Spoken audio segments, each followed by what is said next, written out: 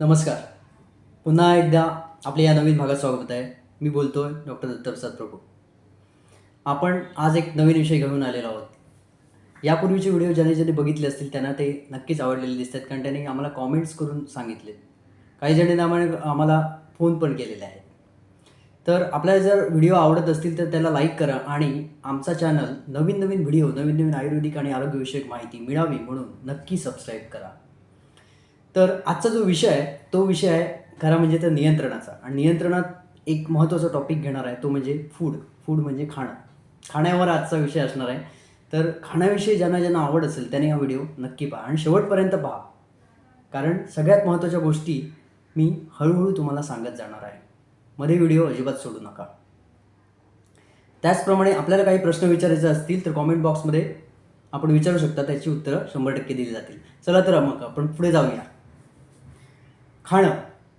जगात असं म्हटलं जातं की एखादा माणूस यशस्वी असेल ना तर त्याचं आपल्या संबंधातला सगळ्या गोष्टींवर नियंत्रण असतं. त्यामुळे महत्त्वाची गोष्ट आहे ती नियंत्रण.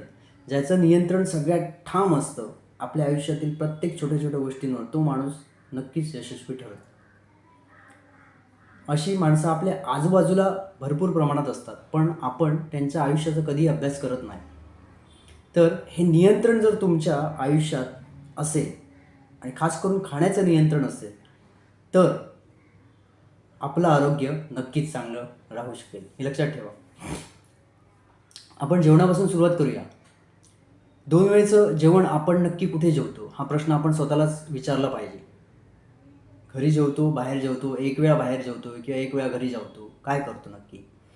त्या प्रश्नाचं उत्तर आपण एका कागदावर बसून लिहून काढा की मी कुठे जेवतो.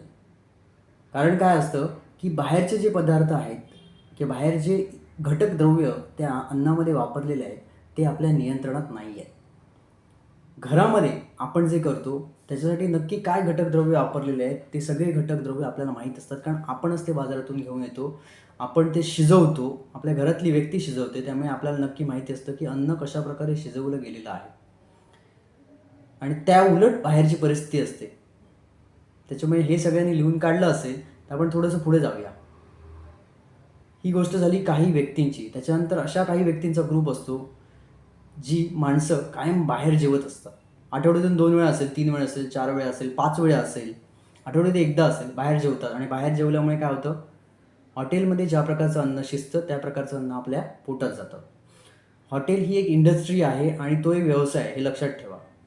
हॉटेल इंडस्ट्री ही आपल्या आरोग्यासाठी बनलेली नाही, हे ध्यानात घ्या. जसा हा व्यवसाय आहे त्या व्यवसायात जे पदार्थ आपल्यासाठी आवडीचे म्हणून बनवले जातात, चविष्ट म्हणून बनवले जातात, त्याच्यातले प्रत्येक पदार्थ हा फ्रोझन असतो. उदाहरणार्थ समजा बटर चिकन आपल्याला खायचं असेल, उदाहरणार्थ पनीरची एखादी डिश खायची असेल तर त्याची रेसिपी बनलेली आहे आणि त्या रेसिपीतले ज्याप्रमाणे वर्णन केलेले आहे त्याप्रमाणे पदार्थ बनवले जातात. ते पदार्थ बनवल्यानंतर शिजवून फ्रीजमध्ये ठेवतात आणि फ्रीजमधून जेव्हा तुमची ऑर्डर येते तेव्हा काढतात आणि त्याच्यात फोडणी टाकतात आणि सुंदरपैकी त्याचा वास येतो, मसाले टाकतात आणि तुम्हाला खायला देतात.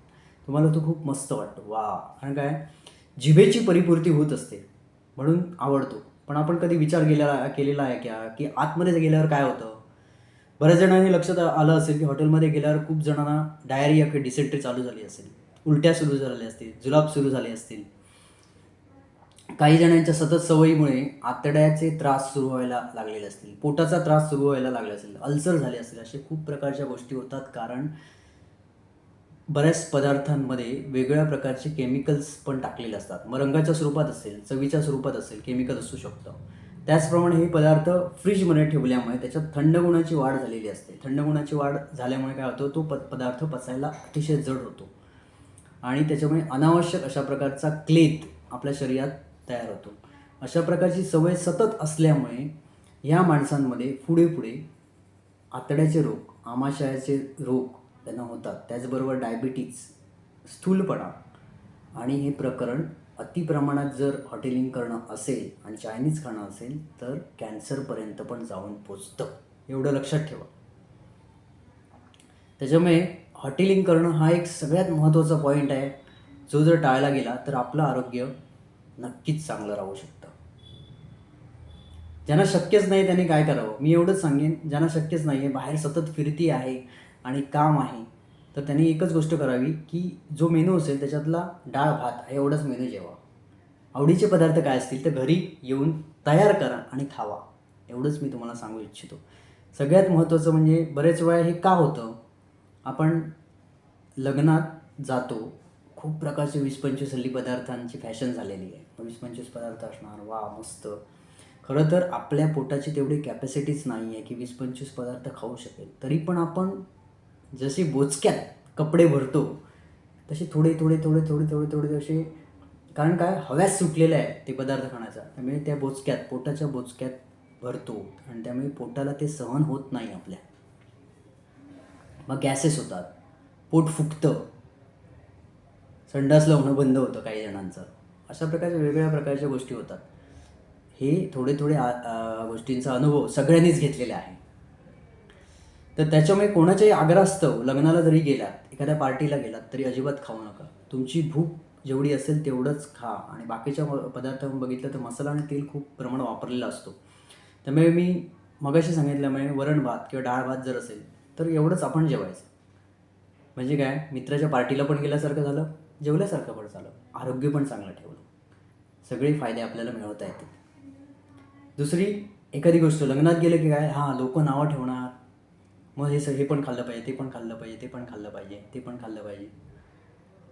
लोक नावं ठेवणार हे त्यांच्या पार्टीत किंवा लग्नात न खाल्ल्यामुळे. पण जर तुमचं आरोग्य बिघडलं, तुम्हाला त्रास झाला, तर तुम्हाला स्वतःलाच लढायचं आहे.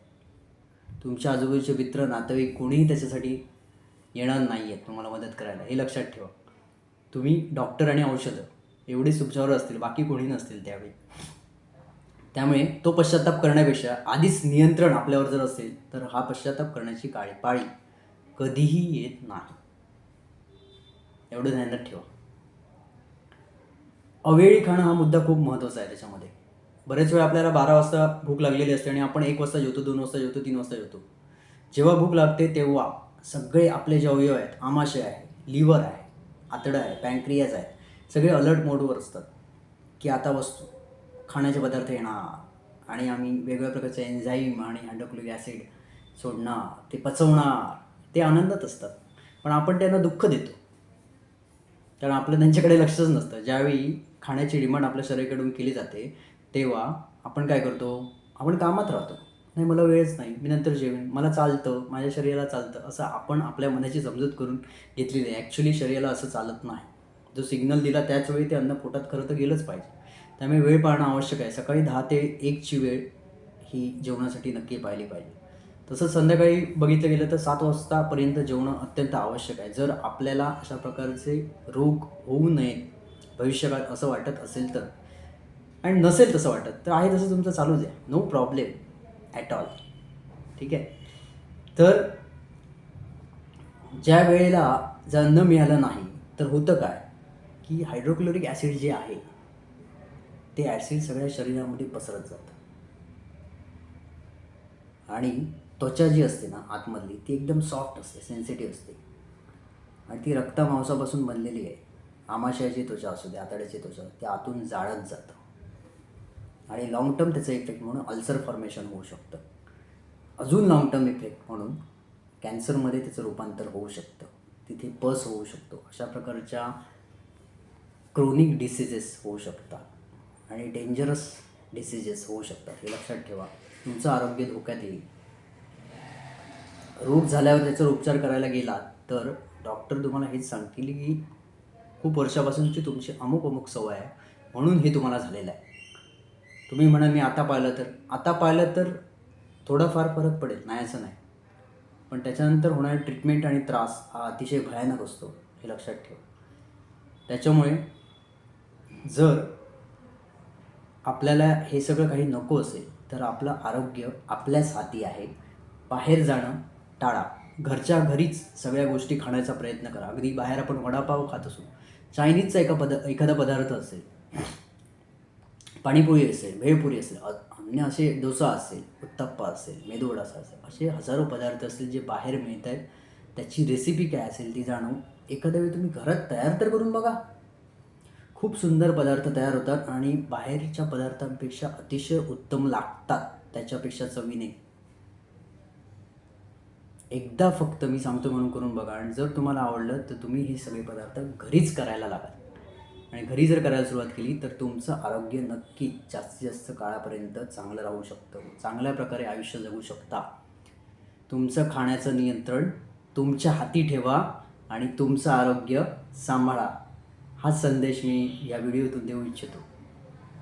आता भेटूया पुढच्या भागात. तोपर्यंत धन्यवाद.